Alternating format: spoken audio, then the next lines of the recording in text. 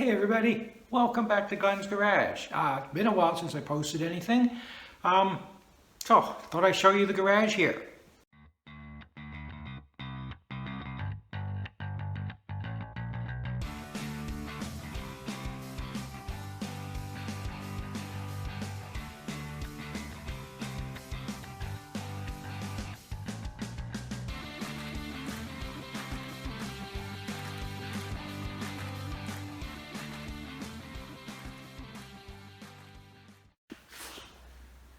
Alright, so empty. In fact, it's echoing slightly. And, well, that can really only mean one thing, and that's that we flipped the Mercedes. It's gone, moved it on to a new home. Someone else is enjoying it now. And I thought maybe I'd take just a couple of minutes and go through did it make sense to buy it at auction? Was it a good buy? Did we actually make any money? So anyway, thought I'd really cover that briefly. A quick little video here. Alright, so I keep a simple paper file of all the cars that I buy and move on and sell and see if I make any money. It's always nice to, at very least break even. I have a little fund of money I play with.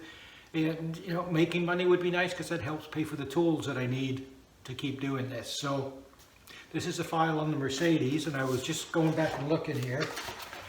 So we picked it up for $6,300 at the auction. This is Canadian, that was 2022. Put it in perspective. After fees, that $6,300 is $7,500.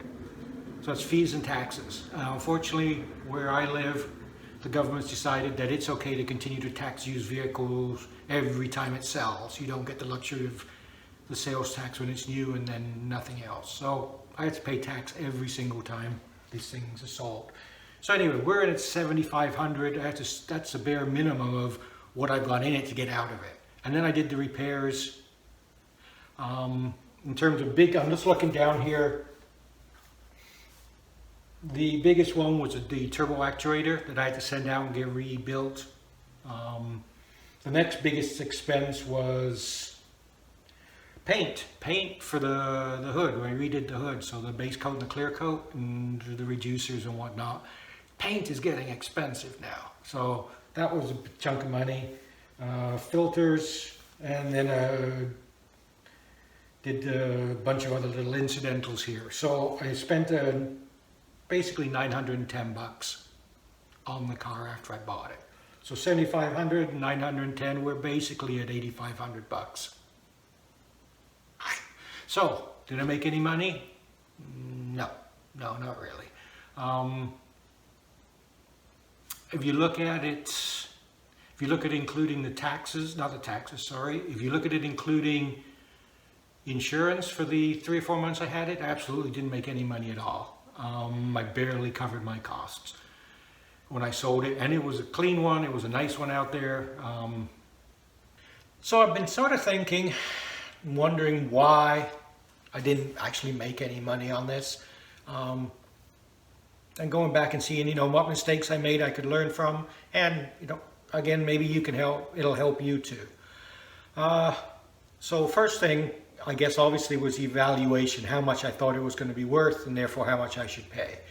I went up on the Friday before the auction to have a look, and then I came back and did my research. I would check Kelley Blue Book, but also I'll check Marketplace because that's kind of the current market. And I think my big mistake was I looked at half a dozen of them up for sale. They were all north of $10,000, but they were all dealers. And the dealers, for whatever reason I'm not going to go into here, think they can charge a whole lot more than what you can privately. So anyway, that was my first mistake, figuring it was going to be worth at least 10, and that set my price in the sort of 6.5 range to bid on it. I guess the second thing is, at the time I bought it, I hadn't acquired this code reader that would do Mercedes. I had a BMW one, I had an Audi one. I didn't have the one that I ultimately bought that'll do multiple OEMs. So I went off of the fact that there were no check engine lights on, and in fact there were a few red flags there that weren't throwing up check engine lights, but still, it would have been good to know. And I guess the other thing, and I've mentioned this before when I first bought it, and I guess the video when I sort of first bought the vehicle, typically, in this type of auction, now this isn't a classic car auction, this isn't like Barrett Jackson or Mecum or anything like that. This is just a weekly wholesale auction. Most of them are there for a reason. And always in the back of my mind is the reason is that they wouldn't sell like on Marketplace or Craigslist or whatever. So they couldn't sell them, so they throw them through auction to get something out of them. Which probably means there's something there, in most cases, wrong with them. Now there'll be the odd exception, of course. There'll be somebody in an estate sale or somebody just got to get rid of it, and this is easy. They don't want to deal with people showing up. But always in the back of your mind should be why is it here and why is it not for sale normally, on the normal pages. So you can bear that in mind. And bear in mind, at the auction, you can't test drive it. This isn't like going up to somebody's house or going to a dealer.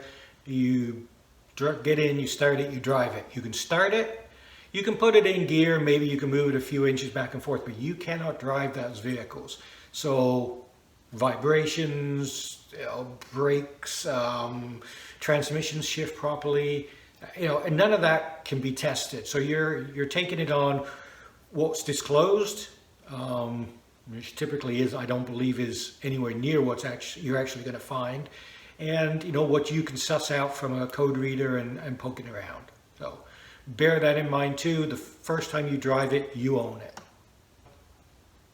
I made a couple of mistakes in buying a couple of parts where I reacted to oh yes, I need that part, where I should have done a little more review first. I wouldn't have bought a $100 antenna amp for the back of the vehicle when that wasn't necessary. I wouldn't have bought a couple of other small parts that some additional digging would have shown me I didn't actually need. Not a lot of money, but a little bit. And I think, ultimately, I should have paid about $5 for it. And I probably should have, at $5 or $5.50, should have just walked away and said, nah, I said, I'll keep looking. Because I don't know what I would have got for sort of $8.50, which I had in it, what I would have actually been able to just go out and buy privately that maybe needed something, maybe didn't. So anyway, that's sort of the bottom line. I think the biggest thing is extra due care in terms of what's it likely going to be worth, and don't be optimistic if you're flipping it. Now, I just wanted to keep it and buy it and drive it and be our daily vehicle. It was a fairly decent daily. I still had a few little niggly things there, but for the most part it was reasonably sorted.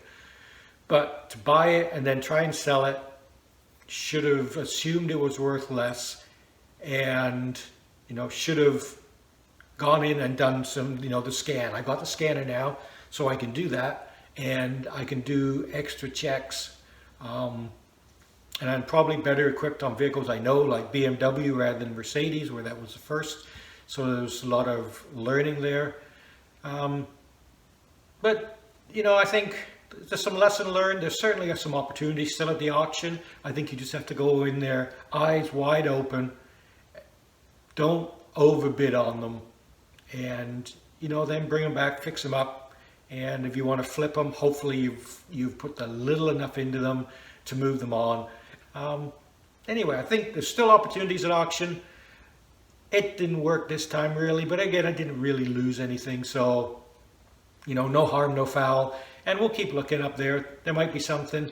And I think maybe if you pay a little less, if you're paying in the 2 to 3 range for something, obviously your taxes are less, your fees are less.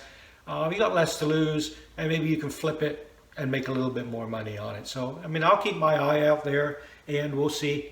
Maybe something else will come up there on another flip that I can, move out quickly, add a little extra to the pot to play with cars.